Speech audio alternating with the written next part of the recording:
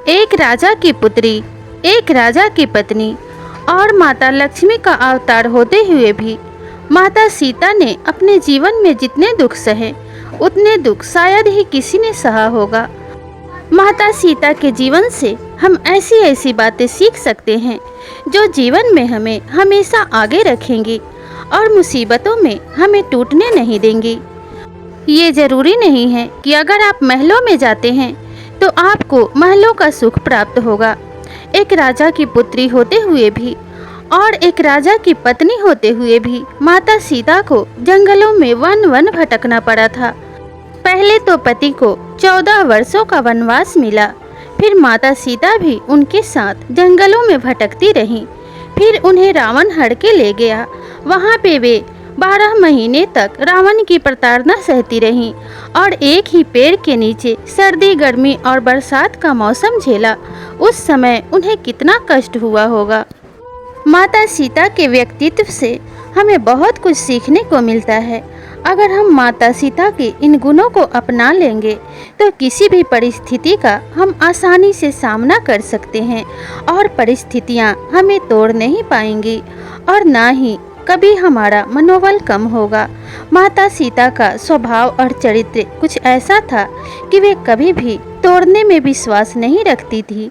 वे हमेशा से एक संयुक्त परिवार में रहीं और हमेशा से सबको जोड़ के रखा, सबके साथ एक जैसा व्यवहार किया, सबके साथ प्रेम पूर्ण व्यवहार करती रहीं।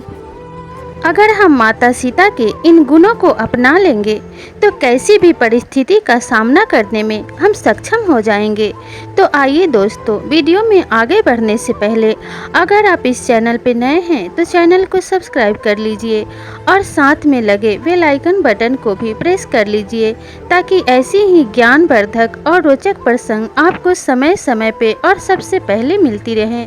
तो चलिए माता सीता के इन गुणों के बारे में चर्चा करते हैं जिन्हें अपनाकर हम अपने जीवन को और अधिक बेहतर बना सकते हैं और किसी भी परिस्थिति का हम आसानी से सामना कर सकते हैं।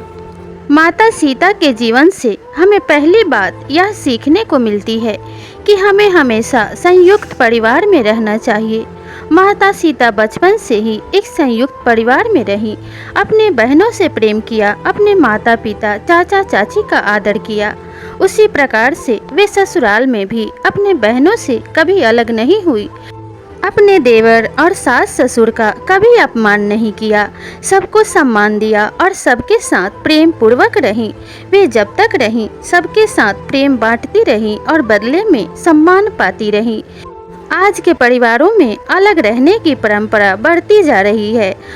आज भाई भाई का सम्मान नहीं करता, पिता पुत्र का सम्मान नहीं करते और ना ही पुत्र पिता का सम्मान करते हैं और घर में लड़ाई झगड़े होते रहते हैं। अगर हम माता सीता के जीवन की यह गुण सीख लें तो हम भी अपने परिवार में संयुक्त होकर रह सकते हैं। अगर हम एक संयुक्त परिवार में मिलजुल के रहते हैं तो बड़ी से बड़ी कठिनाई भी छूमंतर हो जाती है और हम उसका सामना हंसते हंसते कर सकते हैं और परिस्थितियां हमारे सामने कभी भी इतनी बड़ी मुसीबत खड़ी नहीं कर सकती जिसका हम सामना ना कर पाएं। माता सीता के जीवन से दूसरा गुण यह सीखना चाहिए कि स्वावलंबी बनो, कभी भी दूसरों पे निर्भर मत रहो। माता सीता एक ऐसी माता थी जिन्होंने वन में रहकर अपने 2 पुत्रों को जन्म दिया, उन्हें पाल पोस कर बड़ा किया, उनमें अच्छे संस्कार भरे, उनमें ज्ञान की गंगा प्रवाहित की और अपने बच्चों को बचपन में ही वीर योद्धा बनाया। उन्हें वन में छोटे छोटे काम करना सिखाया और कभी उन्हें इस बात का एहसास नहीं होने दिया कि उनके जीवन में एक पिता की कमी है। ठीक उसी प्रकार से अगर हम भी माता सीता के इस गुण को सीख लेते हैं और हमेशा अपने बच्चों में इन गुणों को भरते हैं तो हमारे बच्चे भी संस्कारी और गुणी बनेंगे और हम भी कभी किसी दूसरों पे निर्भर न रहने की आदत स्वयं में उत्पन्न करेंगे, क्योंकि कभी भी हमें दूसरों पे निर्भर नहीं रहना चाहिए। हमेशा मनुष्य को स्वावलंबी बनना चाहिए और अपने काम खुद से ही करने चाहिए। तीसरा गुण हमें माता सीता के जीवन से यह सीखने को मिलती है कि हमें आत्मसम्मान की रक्षा हमेशा करनी चाहिए। माता सीता का परित्याग कभी भी भगवान श्री राम ने नहीं किया था। माता सीता ने अपने आत्मसम्मान की रक्षा के लिए श्री राम को और महल को त्याग कर वन में चली गई थी और विकट से विकट परिस्थिति आने पर भी वे कभी महल लौटकर नहीं आई। उनसे हमें यही सीखने को मिलता है कि हमें अपने आत्मसम्मान की रक्षा के लिए महलों का भी त्याग कर देना चाहिए, क्योंकि आत्मसम्मान से बढ़कर कुछ भी नहीं होता। और अगर हमने एक बार फैसला ले लिया तो उस फैसले पे हमें अडिग रहना चाहिए। जो व्यक्ति अपना आत्मसम्मान खो देता है उसके पास खोने के लिए कुछ भी नहीं बचता। इसलिए हर कीमत पे और हर हाल में अपने आत्मसम्मान की रक्षा अवश्य करनी चाहिए। माता सीता के जीवन से हमें चौथी बात सीखने को मिलती है कि धैर्यवान बने। सीता माता ने हमेशा ही धैर्य को धारण किया और कभी भी धैर्य का साथ नहीं छोड़ा। जब रावण सीता माता को हड़के ले गया तो वे 12 महीने तक अशोक वाटिका में सर्दी, गर्मी और बरसात का मौसम सहती रहीं। एक पेड़ के नीचे बैठकर उन्होंने 12 महीने व्यतीत किए, लेकिन कभी भी उन्होंने रावण की बात नहीं मानी और ना ही रावण की पराधीनता स्वीकार की। वे कष्टों को सहकर धैर्य धारण किए रहीं, जिसके परिणाम स्वरूप श्री राम ने रावण से युद्ध किया और विजय हुए और उनके साथ सम्मान पूर्वक सीता माता अयोध्या वापस लौटी।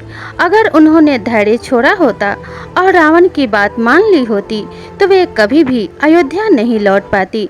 ठीक उसी प्रकार से अगर आपको भी बड़ा आदमी बनना है तो आपको भी धैर्यवान बनना चाहिए, क्योंकि जो व्यक्ति धैर्य के साथ अपने कार्यों को करते रहता है उसे सफलता अवश्य ही मिलती है। चाहे आप स्त्री हो या फिर चाहे आप पुरुष हो, आपको हमेशा धैर्यवान बनना चाहिए, क्योंकि धैर्यवान व्यक्ति कभी भी अपना आपा विकट परिस्थिति में भी नहीं खोता और अपने धैर्य और बुद्धिमानी के कारण वे हर परिस्थिति का सामना कर लेता है और उससे निकलने का रास्ता भी ढूंढ लेता है। माता सीता के जीवन से हमें पांचवी बात सीखने को मिलती है, करुणा और दया। माता सीता हर एक जीव के प्रति करुणा का भाव रखती थी। अगर किसी जीव को घायल देखती, चाहे वह मनुष्य हो या पशु पक्षी हो, वे तुरंत उसका उपचार करती थी, मरहम पट्टी करती थी और शीघ्र ही उसे सहायता प्रदान करती थी। माता सीता किसी से भी भेदभाव नहीं करती थी, वे सभी जीवों को एक समान प्रेम किया करती थी। माता सीता से हमें यह गुण अवश्य ही सीखना चाहिए। वह इंसान ही क्या जिसके मन में करुणा और दया का भाव न हो। हमें हर एक जीव से प्रेम करना चाहिए, क्योंकि ईश्वर की बनाई हुई इस सृष्टि में सभी जीव भगवान के द्वारा बनाए गए हैं और सभी जीव एक समान हैं। ना तो हमें किसी से घृणा करनी चाहिए और ना ही किसी पे अत्याचार करना चाहिए। अगर हम किसी को घायल देखते हैं तो तुरंत ही हमें उसकी सहायता करनी चाहिए। आज के समय में लोग ऐसे होते जा रहे हैं कि अगर किसी को कोई घायल देखता है तो चुपचाप उस रास्ते से गुजर जाता है, लेकिन उसकी सहायता नहीं करता।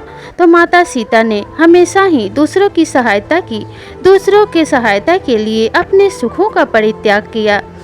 माता सीता के जीवन के अगर यह 5 गुण हम खुद में अपनाते हैं तो हमारा जीवन और अधिक बेहतर बन सकता है और मनुष्य जाति को इन गुणों से बहुत अधिक लाभ मिल सकता है, क्योंकि माता सीता स्वयं माता लक्ष्मी की अवतार होने के बाद भी मनुष्य जाति के लिए अपने कार्यों द्वारा इन गुणों को स्थापित करके गई हैं। यहाँ पर यह वीडियो समाप्त होती है। आपको वीडियो कैसी लगी हमें कमेंट करके ज़रूर बताइएगा, और अगर यह वीडियो आपको अच्छी लगी हो तो इसे लाइक शेयर ज़रूर कीजिएगा और साथ ही इस चैनल को ज़रूर सब्सक्राइब कीजिएगा। मिलते हैं इसी तरह की नई वीडियो के साथ, तब तक के लिए नमस्कार।